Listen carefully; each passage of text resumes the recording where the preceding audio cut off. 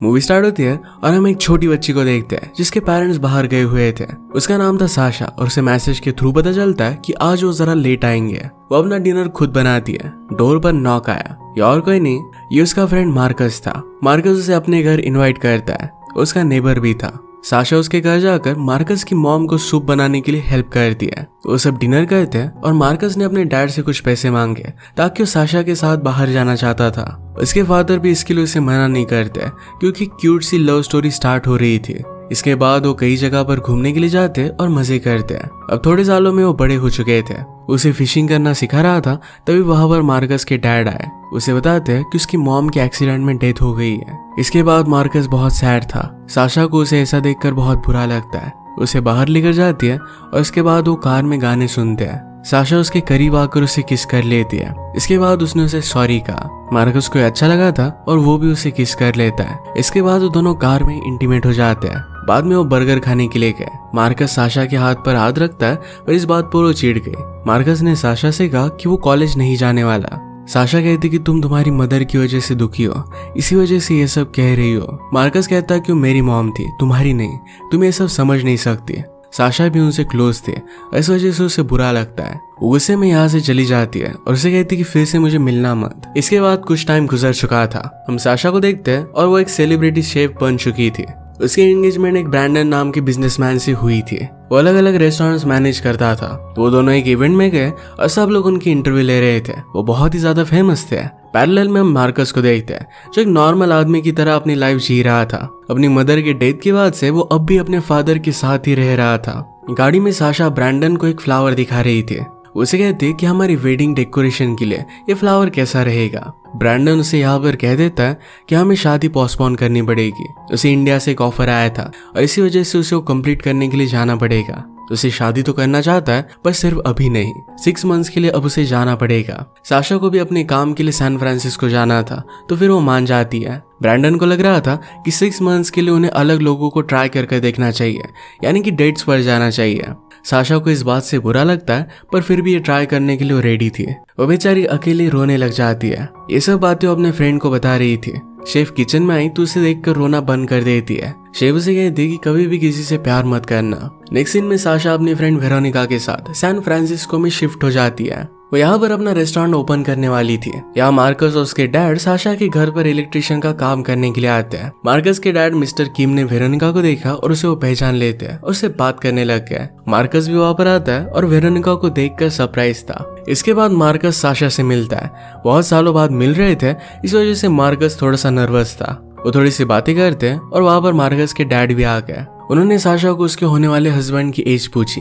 वो 50 इयर्स का था और उन्हें लगता है कि एज गैप जरा ज्यादा है। रात में साशा वेरोनिका से कहती है कि तुमने मार्कस को क्यों बुलाया। वेरोनिका कहती कि तुमने ही तो कहा था कि तुम्हें और लोगों को डेट करना है। साशा कहती कि मैं जिन्हें जानती नहीं ऐसे लोगों को मुझे डेट करना है। वो मार्कस को डेट नहीं करना चाहती है। उसे उसके साथ का एक्सपीरियंस अच्छा नहीं लगा था। हम देख सकते हैं कि वो अब भी मार्कस पर गुस्सा आती है। नेक्स्ट डे मार्कस साशा के घर पर काम करने के लिए आया। साशा फोन पर बात कर रही थी तो मार्कस उसके साथ मजाक करने लगता है। इस बात पर साशा ने उसे क्लियर कर दिया कि यहाँ पर वो सिर्फ काम करने के लिए आया, यह सब नहीं चलेगा। काम खत्म होने के बाद मार्कस के डैड ने साशा को मार्कस के बैंड शो का पोस्टर दिखाया। वो कल होने वाला था और इसमें उसे इनवाइट करते हैं। साशा कहती कि अगर मुझे टाइम मिला तो मैं जरूर आऊंगी। उन्होंने उससे ये भी पूछा कि तुम दोनों तो बहुत ही क्लोज थे। उन्हें लगा था कि वो दोनों शादी करेंगे। मार्कस ये सुनकर उन्हें यहाँ से लेकर जाता है। रात में मार्कस साशा के बारे में सोच रहा था। उनकी एक बचपन की पिक निकाल कर उसे देख रहा था। नेक्स्ट डे साशा अपने रेस्टोरेंट पर काम कर रही थी, तभी वहां पर उसके पेरेंट्स आ गए। वेरोनिका ने उन्हें बुलाया था तो ये उसके लिए सरप्राइज था। वो अपने पेरेंट्स से बात करती है और उसके पेरेंट्स उसके सक्सेस से बहुत ही खुश थे। पेरेंट्स ने उसे उसके कजन के बर्थडे पार्टी पर इनवाइट किया। तो साशा उनसे कहती है कि उसे बहुत सारे काम है। रात में साशा अकेले डिनर बना रही थी, तभी उसने मार्कस का बैंड शो का पोस्टर देखा। वो फिर वेरोनिका के साथ वहां पर चली जाती है। मार्कस का परफॉर्मेंस लोग बहुत एंजॉय करते हैं। साशा को भी बहुत अच्छा लगा। परफॉर्मेंस के बाद मार्कस उनके पास आया। मार्कस के बैंड का एक मेंबर जिसका नाम था टोनी यहाँ कर साशा से बात करने लगता है। वेरोनिका को जरा लेट हो गया था, वो प्रेग्नेंट है तो यहाँ से जल्दी से चली जाती है। मार्कस ने साशा को डिनर के लिए पूछा। साशा को कल सुबह जल्दी उठना था और इस वजह से उसे मना कर देती है। इसी मोमेंट पर वहां पर जेनी नाम की लड़की आ गई और मार्कस को किस कर दिया। एक्चुअली जेनी और वो 5 मंथ से रिलेशनशिप में थे। ये देखकर साशा को जेलस फील होता है। जेनी ने साशा को देखा और वो बहुत ही एक्साइटेड थी, उसे अपने हाथों से खाना खिलाना चाहती थी। मार्कस कहता है कि साशा को जल्दी उठना है, पर अब साशा भी आने के लिए रेडी हो जाती है। जेनी ने अपना खाना साशा को खिलाया, पर साशा को थोड़ा सा भी पसंद नहीं आता। उसके सामने फिर भी उसे कहना पड़ता है कि बहुत ही टेस्टी है। साशा जेनी से पूछती है कि तुम दोनों मिले कैसे। उसे बताती है कि उसने एक दिन मार्कस का सॉन्ग सुना था, इसके बाद उससे प्यार हो गया। डिनर के बाद मार्कस साशा को घर छोड़ने के लिए जा रहा था। वो टीनेजर में जो कार यूज करता था वही पुरानी कार उसके पास अभी भी थी, वो और भी ज्यादा खराब हो गई थी। साशा कार की बैक सीट को देखते हैं जहाँ पर वो इंटीमेट हुए थे। इसके बाद मार्कस साशा को ड्रॉप कर देता है। नेक्स्ट डे साशा अपने काम पर थी। उसने फेसबुक पर ब्रैंडन के एक इंडियन सेलिब्रिटी के साथ फोटो देखी है। ये देखकर वो जरा डिस्टर्ब हो जाती है। वो मार्कस के साथ चैटिंग करती है तो उसका मूड जरा ठीक होता है। इसके बाद वो दोनों हैंग आउट करते हैं। नेक्स्ट डे अपने कजन की बर्थडे पार्टी पर आए। यहाँ पर मार्कस भी आता है क्योंकि साशा ने उसे इनवाइट किया था। ये सब बात कर रहे थे तभी उसे ब्रैंडन का कॉल आया। उसे कहता है कि मैं और भी बिजनेस बढ़ाना चाहता हूँ तो शादी जरा पोस्टपोन करनी पड़ेगी। साशा इस बात से बहुत ज्यादा गुस्सा हो गया कि वो बिजनेस को उससे ज्यादा इंपॉर्टेंस देता है। उससे बहुत जोर से झगड़ा कर लेती है और सब लोग उसे देखने लग गए थे। इसके बाद साशा और मार्कस एक रेस्टोरेंट में आते हैं। उसे ब्रैंडन के बारे में बताती है। ये वही रेस्टोरेंट था जहाँ पर वो हमेशा आया करते थे। इसे फिर वो एंजॉय करते हैं। बाहर आने के बाद साशा ने मार्कस को कहा कि तुम्हें अपने बैंड के लिए कुछ करना चाहिए, तुम बहुत टैलेंटेड हो, किसी अलग सिटी में जाकर तुम्हें अपने टैलेंट को ट्राई करना चाहिए। मार्कस ने पूछा कि वो ब्रैंडन का क्या करने वाली है। साशा ने कहा कि अब वो दूसरे लोगों को डेट कर देखेगी। मार्कस कहता है कि तुम अलग अलग डेटिंग ऐप ट्राई कर सकती हो। इसके बाद वो दोनों घर चले जाते हैं क्योंकि साशा को एक बड़े रेस्टोरेंट का केटरिंग करना था। अब इसके बाद रात में साशा को मिलने के लिए एक आदमी आया, पर उसका फेस हम नहीं देख पाते। नेक्स्ट डे मार्कस अपने डैड के साथ मसाज ले रहा था। मार्कस अपने डैड को जेनी के बारे में बताता है। वो कहता है कि वो बाकी लड़कियों से बहुत ही अलग है। मार्कस के डैड उसे कहते हैं कि कुछ दिनों से मैं तुम्हें साशा के साथ देख रहा हूँ, तुम्हें उसे डेट करना चाहिए। अगले दिन वो साशा से मिलने के लिए गया। उसे अपनी दिल की सारी बातें बताने वाला था, पर साशा उसे कहती है कि मैं किसी से मिली। वो उसके लिए बहुत ही एक्साइटेड थी। मार्कस यहाँ पर कुछ कह नहीं पाता। इसके बाद उसे उसके साथ डबल डेट पर चलने के लिए कहती है ताकि उसके बॉयफ्रेंड से मिल सके।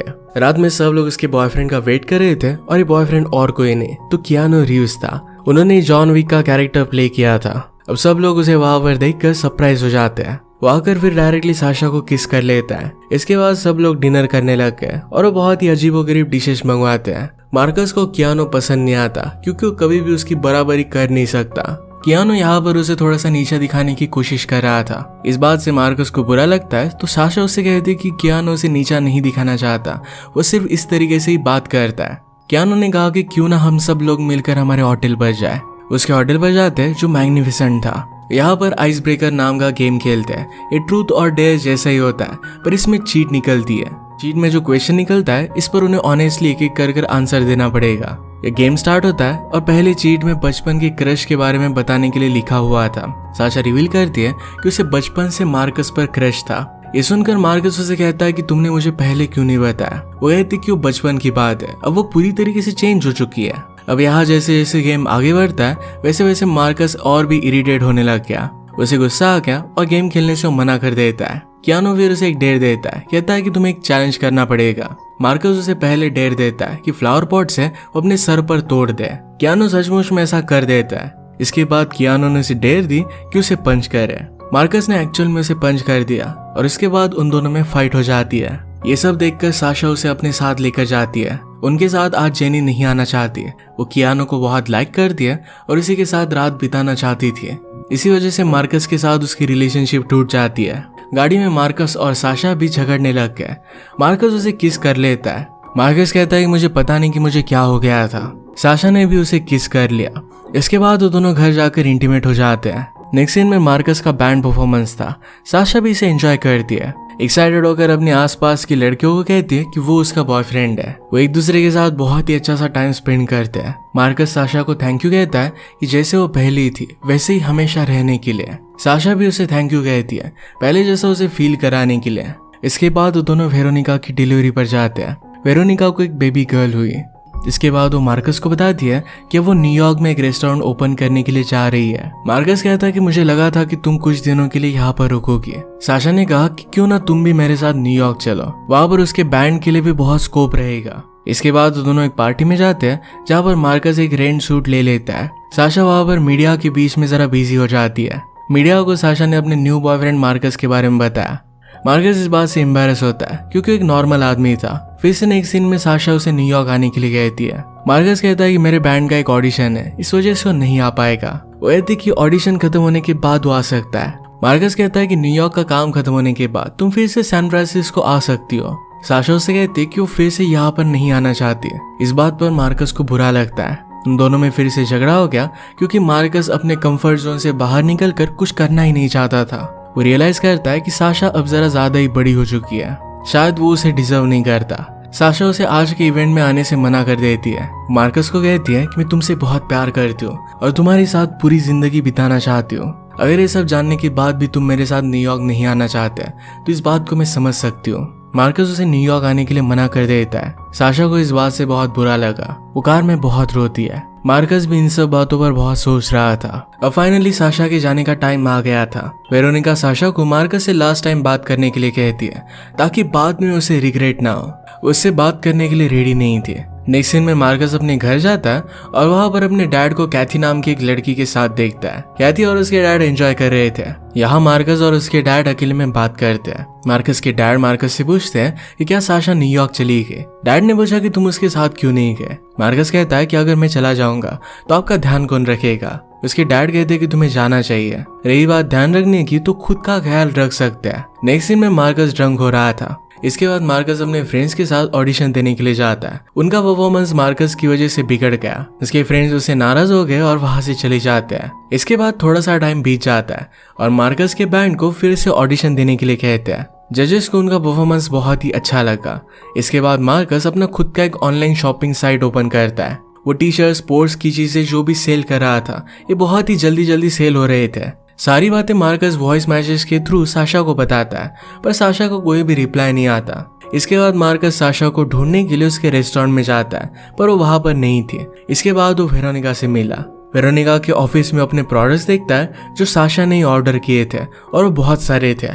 इसका मतलब इस साइट की सारी चीजें साशा ने ऑर्डर की थी। या उसे रियलाइज होता है कि साशा अब भी उसे प्यार करती है। वेरोनिका अब उसे न्यूयॉर्क जाने के लिए कहती है। साशा जरा मीडिया में बिजी थी और उसके साथ मॉम और डैड भी थे। उसके पेरेंट्स ने कभी भी उसे टाइम नहीं दिया था, पर अब वो उसके साथ थे। मार्कस सारे लोगों के बीच में से साशा के पास आता है। उसे कहता है मैं तुमसे बहुत प्यार करता हूँ। उसे जैसा कहेगी वो वैसा ही करेगा। वो उसके साथ पूरी जिंदगी बिताना चाहता है। ये सुनकर साशा उसे किस कर लेती है। इसके बाद वो दोनों रेस्टोरेंट में आते हैं जिसे साशा ने बनाया हुआ था। वो उसे और एक रेस्टोरेंट बताती है जो उस रेस्टोरेंट के अंदर ही था। वहाँ पर घर जैसा खाना मिलता था। साशा उसे वो सूप बनाकर दिखाती है जो मार्कस की माँ बचपन में उसे बनाया करती थी। ये देखकर मार्कस को बहुत अच्छा लगता है। इसके बाद वो दोनों हक कर लेते हैं। इसी के साथ मूवी एंड हो जाती है। अगर आपको एक्सप्लेनेशन अच्छा लगा तो प्लीज लाइक और कमेंट जरूर कर दीजिएगा। मैं बहुत सारी मूवीज लेकर आता रहता हूँ, तो प्लीज चैनल को सब्सक्राइब कर दीजिए और बेल नोटिफिकेशन आइकन दबाना मत भूलिएगा। हम फिर से मिलेंगे और एक नए मूवी के साथ। तब तक के लिए थैंक यू और आप अपने आप का ख्याल रखिए।